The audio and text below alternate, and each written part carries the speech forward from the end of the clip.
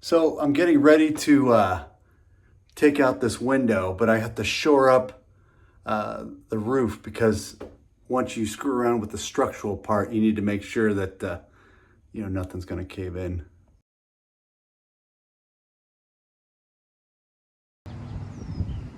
So my wife and I bought a few years ago bought a house here in San Diego, and we thought this was a great location.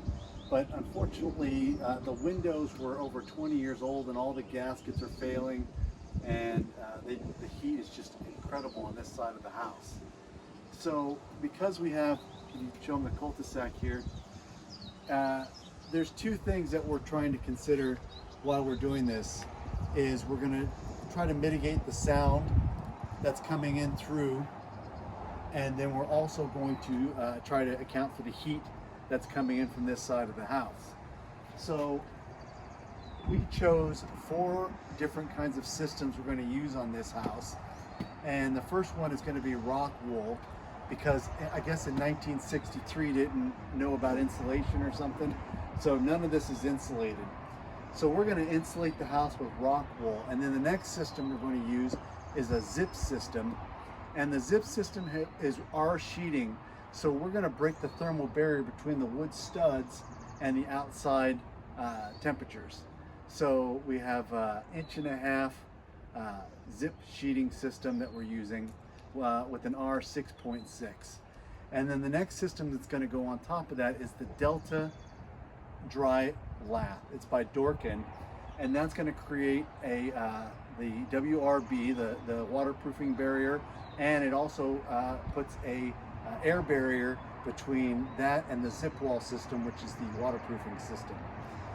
So, and then the next one is going to be an El Dorado, which is just, you can either choose stucco or put this synthetic stone on, but that's what we're going to do on the front here, and I think it's probably a pretty good system for our house in California. Okay. Well, just as we expected, there's no drywall, and it's put together with this tar paper. As we were pulling some of the siding off, we saw some water stains on the inside, so we knew there's a little bit of water intrusion as well.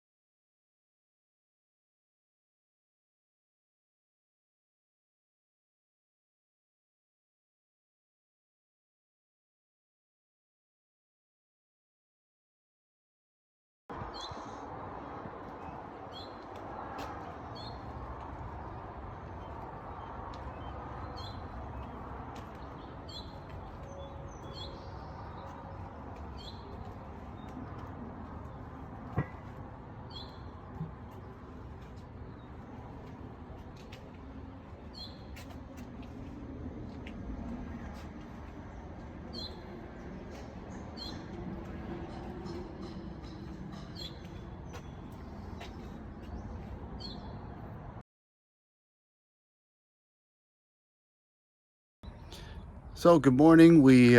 My wife and I ended up finishing up putting in the Delta Dry and Lath, and as you can see, we chose screws and these washers, and of course I think the kind of the stranger detail is the metal flashing that we did according to their detail.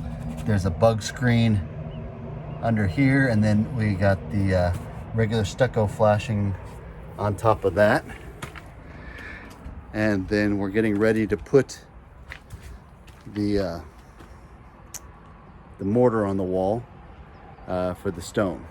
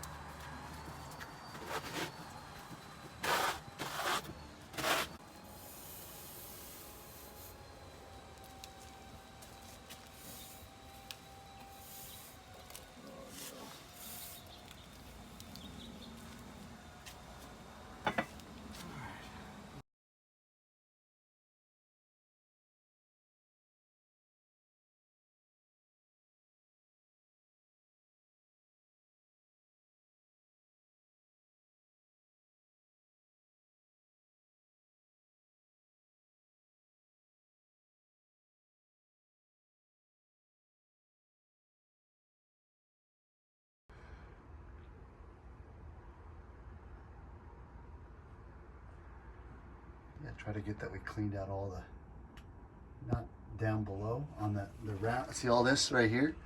That's where we want to take pictures of, because that's what I did.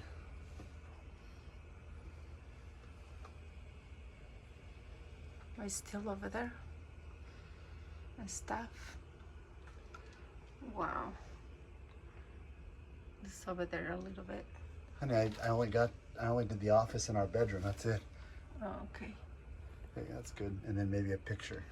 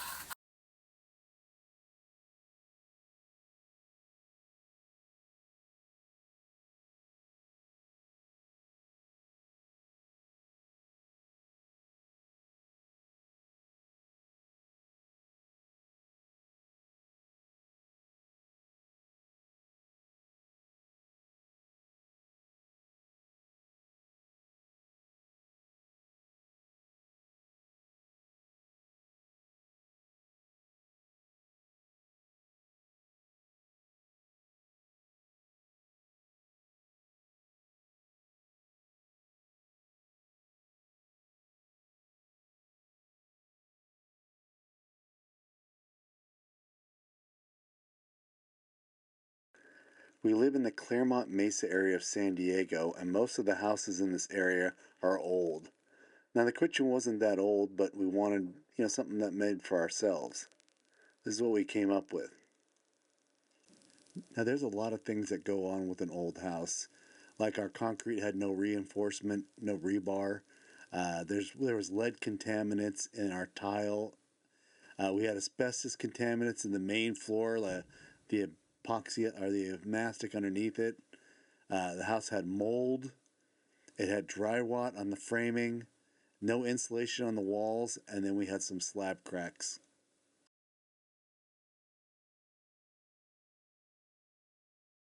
So here's the house after the remediation.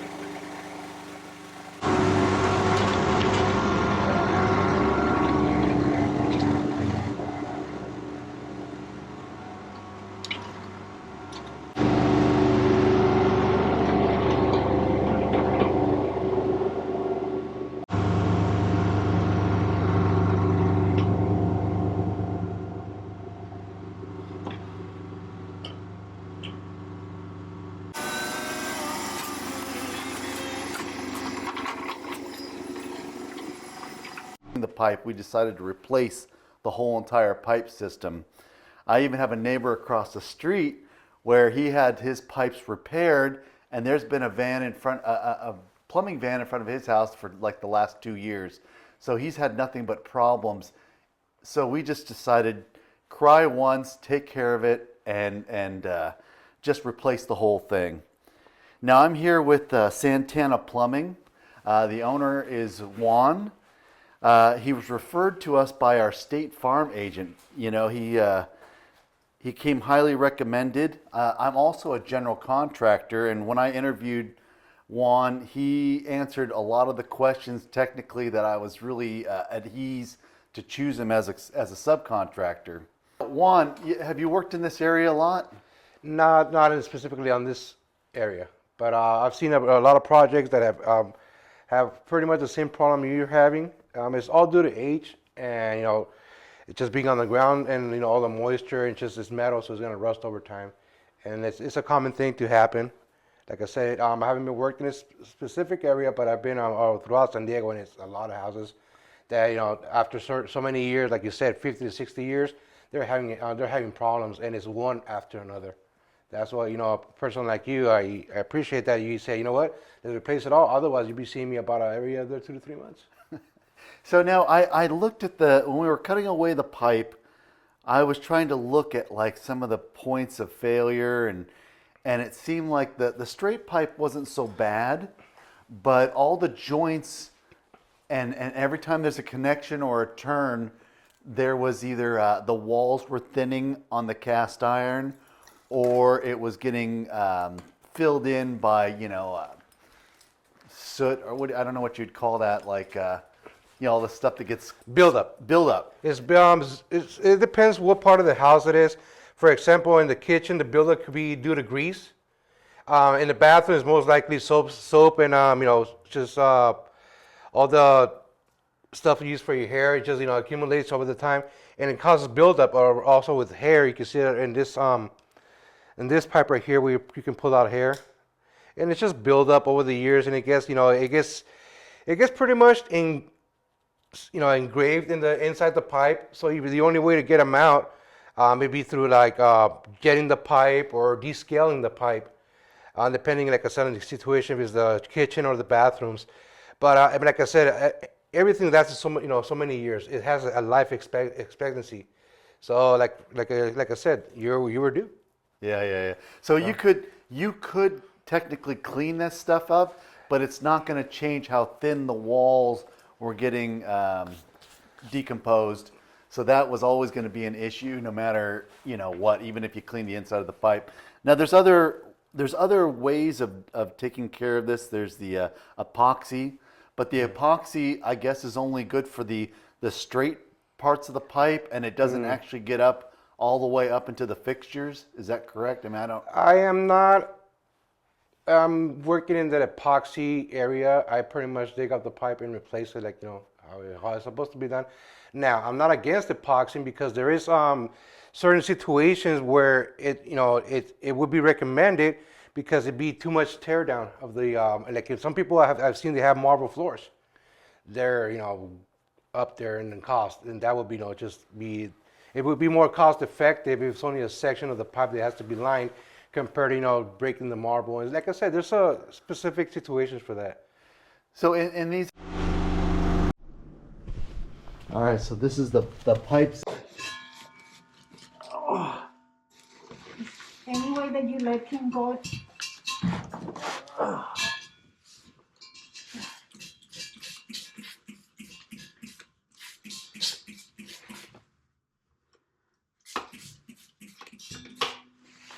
Go outside.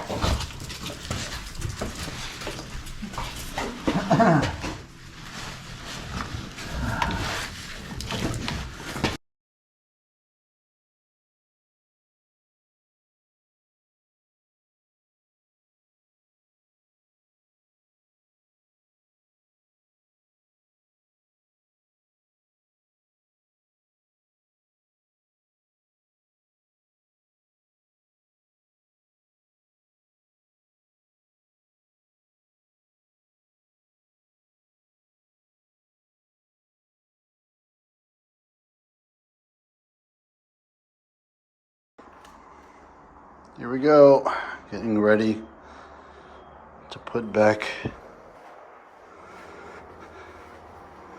the concrete, the epoxy doweled pieces of rebar.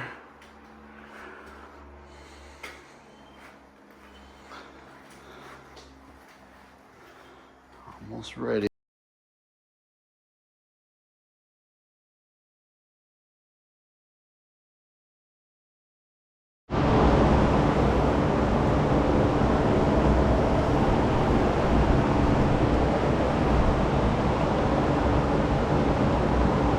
Alright, so we are gonna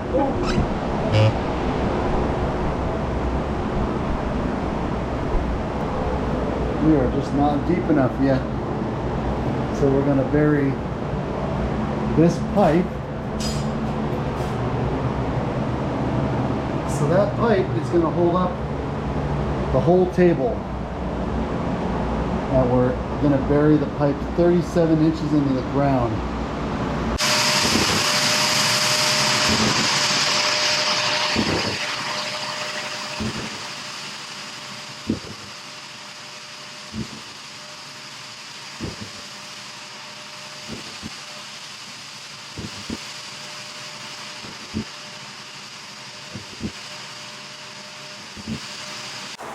I have two really small bathrooms. This is like my own house, so I decided just because they're small doesn't mean they don't need to be nice, and actually it's even better because the smaller it is, the more I don't have to buy. I mean, I only buy little quantities of stuff. But we chose to, instead of a shower valve, this is the framing on this side, and that's the framing on the other side of the wall for another bathroom. We're going to put in this Moen electronic valve so that'll control the shower, the temperature, and all that. So we chose to put it in this 18 by 18 box because I guess you have to get to these filters and be able to change those or clean those filters periodically.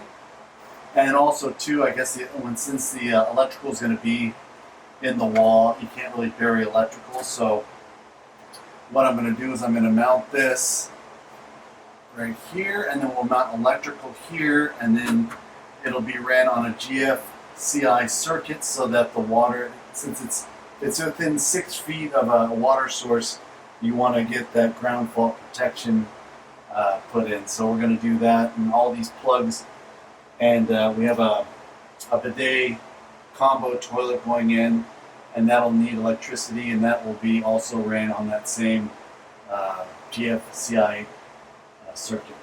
I have this moisture meter to make sure that the concrete is able to accept the Schluter all set.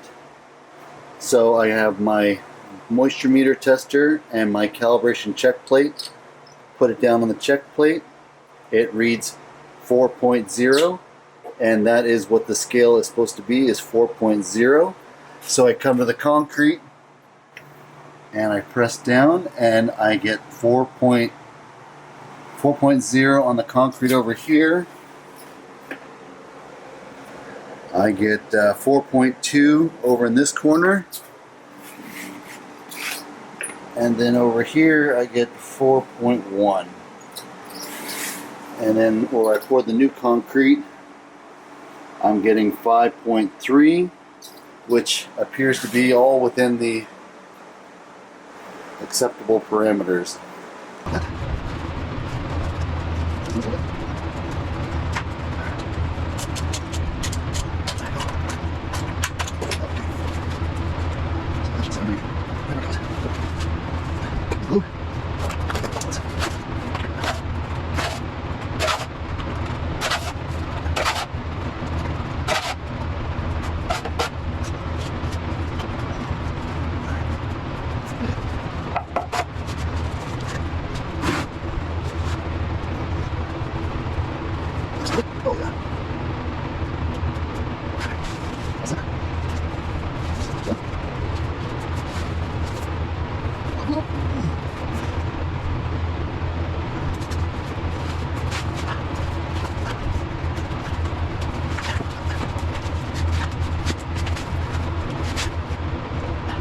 so I have my mixer, I have my Schluter all set, and then I read the directions and took out a mixing. This is a mixing ratio and it tells you liters. And I put the appropriate amount of water for half a bag. I'm just going to mix half a bag right now. And so I'm ready to go with my water and my mixer.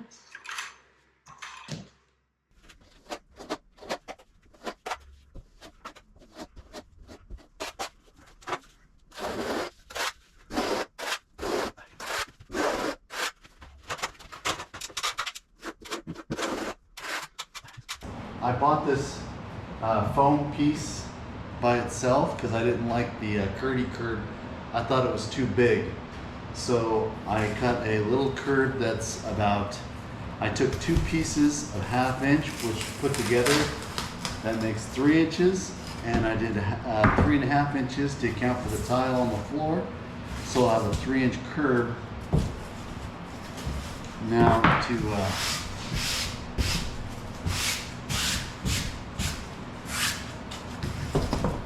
we'll put them together. This is flat. Okay, we got the moisture meter. Gonna check. We're gonna calibrate. 4.0, 4%. We got 3.6 over here. Now we're going to move over here.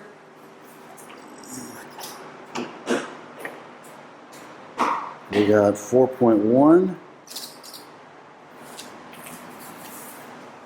We'll test the new concrete. 4.3.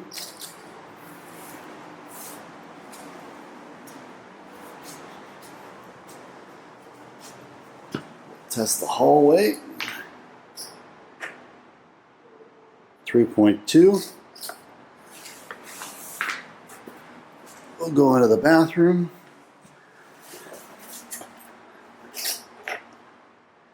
4.4.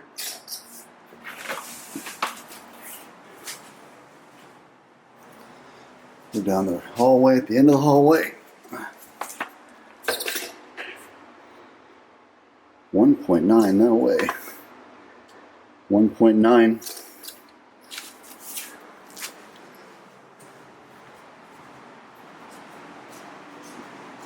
Come over here, the kitchen area. 4.7.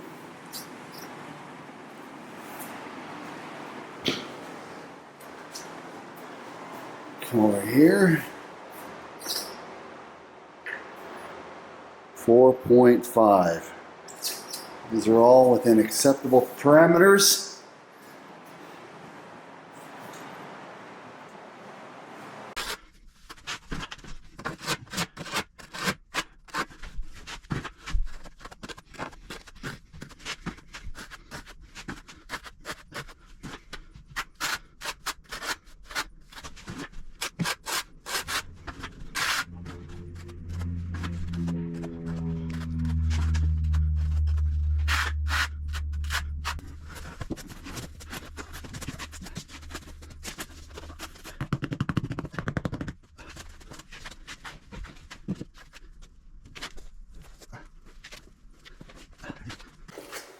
So we just put the primer down.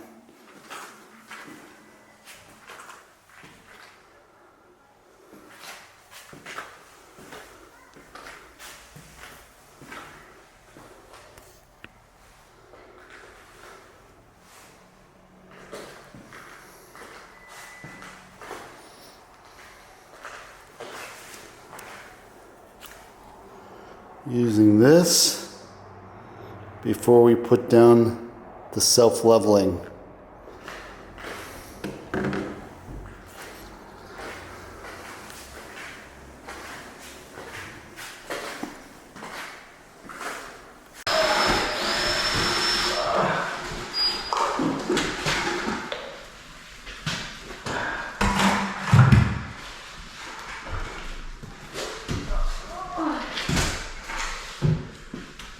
Our shoes are really bad.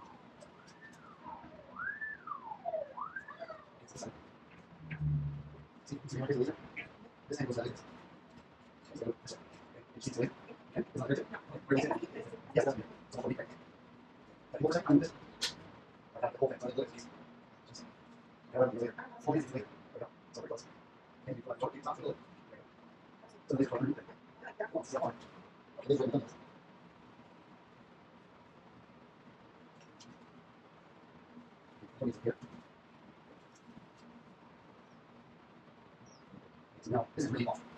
So start right there. Push the chairs a little.